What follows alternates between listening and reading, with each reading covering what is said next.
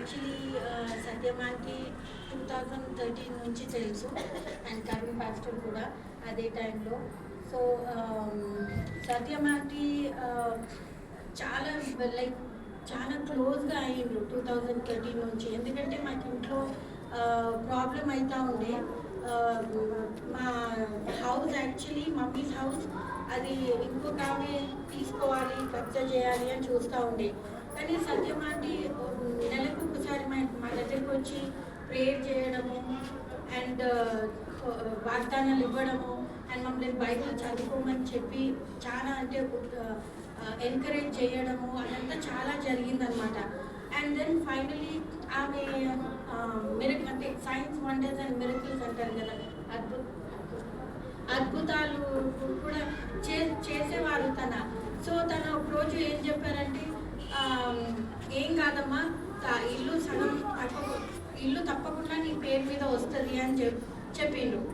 అయితే నాకు అనిపించేది ఎట్లా వస్తుంది, ఎందుకంటే ఆల్రెడీ ఆమె సగం కబ్జా చేసేసుకొని తీసేసుకుంది, రాయించేసుకుంది మమ్మీని బాగా నానా హింసలు పెట్టి.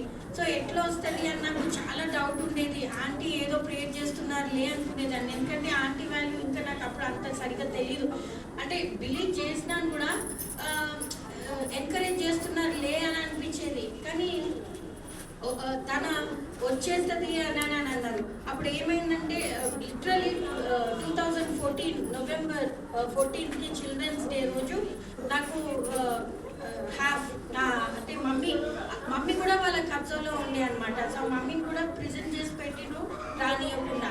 సో ఆంటీ చెప్పినప్పుడు అసలు ఎట్లా వస్తుంది మమ్మీ బయటికి, వాళ్ళు రానివ్వట్లేదు 6 months నుంచి, ఆంటీ ఎట్లా చెప్తారు అని అట్లా అనిపించేది. కానీ ఆంటీ ఎంత అంటే వెరీ ప్యూర్ ఇన్ హార్ట్. అట్లాంటి మనిషిని దేవుడు ఇమ్మీడియట్గా ఆమెది విని సైన్స్ వండర్స్ అండ్ మిరకిల్స్ కూడా చేసిండు ఆమె ద్వారా ఎందరికో. సో అది కొన్ని సాక్ష్యాలు అండ్ కరుణ్ పాస్టర్ చర్చ్ అదంతా నడిపించడం విని చూసిన తర్వాత నాకు అర్థమైందనమాట. But in any case November 14కి అయింది రిజిస్ట్రేషన్. ఆంటీ చెప్పినట్టే అయింది రిజిస్ట్రేషన్. 3 days తర్వాత పేపర్స్ ఇస్తున్నారు. సో నేను సత్యమాంటికి కాల్ చేసి, ఆంటీ మీరే వచ్చి పేపర్స్ తీసుకోవాలి అంటే, నువ్వే ఓనర్, నువ్వే వెళ్ళి తీసుకోవాలి అన్నారు. అంటే నేను అన్నాను, లేదంటే మీరు చెప్పిండ్రు. అయితే కూడా నాకంత హోప్ రాలేదు, ఎందుకంటే ఆమె మమ్మీని హింసించింది, ప్రిజెంట్ చేసింది అండ్ దాని ఏదో ఎట్లా వస్తుంది, సగం కబ్జా చేసుకొని రాయించుకుంది, ఎట్లా వస్తుంది ఇల్లు అని నాకు అస్సలు హోప్స్ లేకుండే. సో మీరు రావాలి అంటే ప్రతిసారి ఆంటీ సత్యమాంటి వచ్చినప్పుడు శారమాంటి కూడా వచ్చేవారు. సో ఆ రోజు సత్యమాంటి వచ్చారు, శారమాంటి ఇంట్లోనే ఉన్నారు పాపతోటి. నేను సత్యమాంటి రిజిస్ట్రేషన్ ఆఫీస్కి తీసుకెళ్ళి వాళ్ళు papers, land papers, registration papers hand over చేసినప్పుడు సత్యమాంటికి ఇవ్వమని చెప్పాను నేను. సో సత్యమాంటి తీసుకున్నారు, ఆమె చేతిలోనే ఆ పేపర్స్ తీసుకొని ఇంకా నాకు బ్లెస్ చేసి ఇచ్చారనమాట. సో అట్లా ఎన్నో మేము చూసినాము. అండ్ ఇంకా పాప విషయంలో కూడా వీళ్ళు కబ్జా ఇంకా నాకు అయింది అని ల్యాండ్ ఎవ్రీ ఇయర్ వాళ్ళు మా మీద గూండాలను తీసుకొని వచ్చి చాలా ప్రాబ్లమ్స్ క్రియేట్ చేసినప్పుడు నేను కరుణ్ పాస్టర్కి చెప్తా ఉంటే కరుణ్ పాస్టర్ బ్యాకప్ లాగా క్రియేట్ చేసేవాళ్ళు అనమాట. అండ్ సత్యమాంటి అయితే ప్రాఫెసీ రిలీజ్ చేసేది. తన ఉండి ఏమన్నారు, పాప 10th ఉన్నప్పుడు వాళ్ళు వచ్చి గుండాల్ని తీసుకొని వచ్చి మమ్మల్ని మీద చేస్తే పాప ఫస్ట్ క్లాస్లో పాస్ అవుతుంది అన్నారు. షీల్డ్ ఏదో నేను ఆమెకి ట్రోఫీ తీసుకొని వస్తుంది అన్నారు. నేను అనుకున్నాను ఆమె పాస్ అయిపోతే చాలు, ట్రోఫీ ఎందుకు అంటున్నారు ఆంటీ అని అనుకున్నాను. అదే విధంగా ఆంటీ చెప్పినట్టే ఈమె 10th పాస్ అయ్యి ట్రోఫీ తీసుకొని వచ్చింది, స్కూల్ ఫస్ట్ వచ్చింది. దెన్ ఇంటర్లో కూడా వీళ్ళు అట్లనే కన్వర్ట్ చేస్తూ ఉంటే ఆంటీ మళ్ళీ ఇట్లే చేస్తున్నారు, పాప ఎగ్జామ్స్ టైంలోనే చేస్తున్నారు, ఏం కాదు ఆమె పాస్ అవుతుంది అన్నారు ఫస్ట్ క్లాస్లో, అట్లనే పాస్ అయింది. దెన్ డిగ్రీలో కూడా, సో ప్రతి డిగ్రీలో కూడా ఆమె పాస్ అయింది ఫస్ట్ క్లాస్లో ఆంటీ చెప్పినట్టు. సో ప్రతి విషయంలో అంటే మాకు ఆంటీ ఎవరు అంటే, ఇప్పుడు తను చనిపోయినాక ఫ్యామిలీ అంతా చూస్తున్నాం, బట్ ముందు ఎవరు అంటే చాలా చిన్న వ్యక్తి, కామన్ పర్సన్, ప్రేయర్లో ఉండి ఇది తెచ్చుకుంది అని అట్లా అనిపించేది. కానీ ఇప్పుడు ఆమె చనిపోయిన తర్వాత ఆమె really she's a very very very mighty woman of God అని తెలిసింది.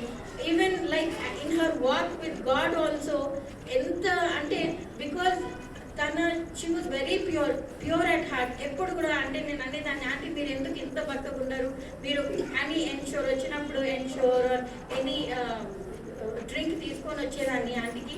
సో ఆంటీ తాగండి, మీరు నా దగ్గరికి వచ్చి ఉండండి అంటే, లేదు లేదు నాకు చర్చ్ ఉంది, చర్చ్కి మనుషులు వస్తారు, వాళ్ళు ప్రేయర్ చేయించుకుంటారు, నేను వాళ్ళని నిలిచి నేను రాలేను, ఒక రోజు ఇట్లా వచ్చి ప్రేయర్ చేసి వచ్చేస్తాను కానీ నేను చర్చ్ ఉంటుంది అని అసలు ఆమె ఇక్కడ ఉండడానికి కూడా ఇష్టపడలేదు. అంటే అట్లా ఇవాళ రేపట్లా ఉండడానికి ఎవరు సరిగా ఉండరు. First me myself and mine అంటారంటే నేను నా పిల్లలు నాది అన్నీ నడుస్తారు. కానీ ప్రతిదీ ఆమె శారీరకంగా మానసికంగా ఫైనాన్షియల్గా నేను కాదు, నా చర్చ్ సభ్యులు ఫ్యామిలీ మెంబర్స్ అని ఆమె చూసింది. అది ఆమె చెప్పకుండా నాకు ఇప్పుడు అంటే అర్థమైందనమాట. ఎందుకంటే ఆమె ఎంత ఫేస్ఫుల్గా చేసిందంటే నేను నిజంగా నేను చెప్తున్నాను, పుట్ట మీద కమలం ఉన్నప్పుడు నేను మేబీ పుట్టలేదనుకుంటా, నాకు సరిగా తెలీదు. బట్ ఆంటీని చూస్తుంటే ఆంటీ చాలా అంటే చాలా గ్రేట్. సో ఇంకొకటి లాస్ట్ పంచుకుంటాను, ఎందుకంటే I was feeling bad. Aunty ఎక్కడున్నారు అంటే అందరం చనిపోయిన తర్వాత she will go to heaven, అంటే మనం బిలీవ్ చేస్తాం will go to heaven. So నేను అంటే దేవుడు నాకు ఒక గిఫ్ట్ ఇచ్చింది ఏంటంటే, మనుషులు చనిపోయిన తర్వాత ఒక్కసారి నేను అడిగినప్పుడు దేవుడు నాకు చూపిస్తాడు వాళ్ళు పరలోకానికి వెళ్ళారా నరకానికి వెళ్ళారా అని. సో ఆ రోజు నేను కొంచెం చాలా బాధగా ఉండే, ఎందుకంటే సత్యం అంటే చాలా క్లోజ్గా ఉండే. ఎప్పుడైనా కూడా మమ్మల్ని ఎట్లా ఉన్నారు ఏంటి అని, ఎందుకంటే నేను పాపనే కాబట్టి ఎట్లా ఉన్నారు, నాకు హస్బెండ్ లేడు కాబట్టి ఎట్లా ఉన్నారు ఏంటి అని ఎప్పుడు అడిగేదన్నమాట. ఇంకా కొన్నిసార్లు కోపం కూడా వచ్చేది, ఎందుకంటే మేము ఆమెను వచ్చి చూడకపోయేసరికి. సో నేను ఈ టైంలో అడిగినప్పుడు ఐ లిటరలీ సా అండి, మీరు బిలీవ్ చేయరేమో కానీ ఐ సా సత్యం అండి ఒక వైట్ లైట్ బ్రౌన్ కాటన్ చీర, కానీ అది జర్రీ తోటి ఉంది. ఆ జర్రీ కాటన్ జర్రీ తోటి ఉంది. ఆఫ్ వైట్ చీర, అంటే ఎక్స్ట్రీమ్లీ వైట్ కాదు, ఇట్లా ఆఫ్ వైట్, ఈ రెండు చీరల మధ్యలో కలర్ అనమాట. బట్ జరీతో ఉంది. సడన్గా మనం బాల్ వేస్తే ఒక దగ్గర బౌన్స్ అయ్యి వస్తుంది కదా, అట్లా నేను ఆమెని హెవెన్లో చూసినాను. హెవెన్లో ఇట్లా కిందికి ఇట్లా కూర్చొని ఆ హెవెన్లో ఇట్లా లేసిండ్రు అనమాట. అండ్ లేసి షీ సో హ్యాపీ, ఎంత హ్యాపీ అంటే అసలు ఆమె పట్టజాలంతో ఫుల్గా స్మైల్ చేస్తున్నారు. నేను చక్కగా ఏమన్నా చెప్తే చిన్న స్మాల్ వాయిస్ పెట్టుకొని నవ్వేది కదా.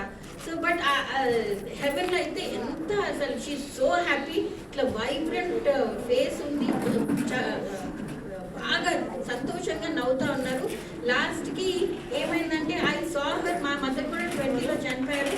అప్పుడు కూడా మమ్మీని బంధించి ఇంకా తీసుకొని యాక్చువల్లీ ఆమెకి ఇంజెక్షన్స్ ఇచ్చి చంపారు. ఈమె చంపింది సేరాని. సో అది అడిగినప్పుడు సత్యం అంటే ఏ మమ్మీ వస్తుంది నీ దగ్గరికి అని, అది కూడా వాగ్దానం. లాస్ట్ ఆమెది వాగ్దానం 2020లో చెప్పారు, మమ్మీ నీ దగ్గరికి వస్తుందమ్మా, నీ దగ్గరికి వస్తుంది అని. సో మమ్మీని తీసుకొని వచ్చినప్పుడు అక్కడ మేము మమ్మీని రెస్క్యూ చేసి ఆటోలో తీసుకొని ఇక్కడ వచ్చినాను. ఫస్ట్ సత్యమాంటి దగ్గరికే తీసుకొని వచ్చినాం. అప్పుడు షారాంటి మమ్మీని పట్టుకొని లోపలికి వెళ్తే సత్యమాంటి ప్రేయర్ చేసి చాలా విషయాలు మమ్మీ విషయంలో ఎట్లా ఆమె సఫర్ అయిందని చెప్పింది. కానీ ఏమైనా కూడా ఈ విషయంలో నేను ఏం చూసినానంటే, మమ్మీ కొంచెం దూరంలో ఉన్నారు, సత్యమాంటి ఇక్కడ ఉంటే మమ్మీ కొంచెం అక్కడ లైక్ అక్కడ లాస్ట్ అక్కడ బయట ఉన్నారు, చూస్తూ ఉన్నారు అనమాట. మమ్మీ చూసి అండ్ సత్యమాంటి స్టాన్లీ స్టూడెంట్ కూడా. సో మమ్మీ స్టాన్లీ ప్రిన్సిపల్ ఉండే.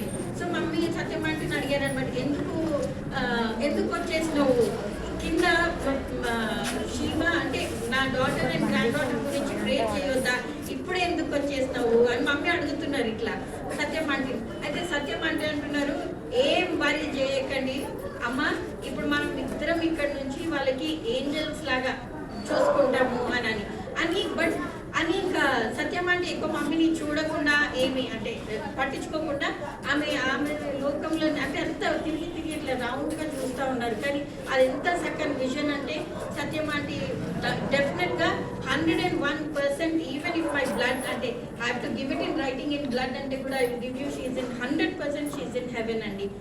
And we have to give glory to God because she is a saint.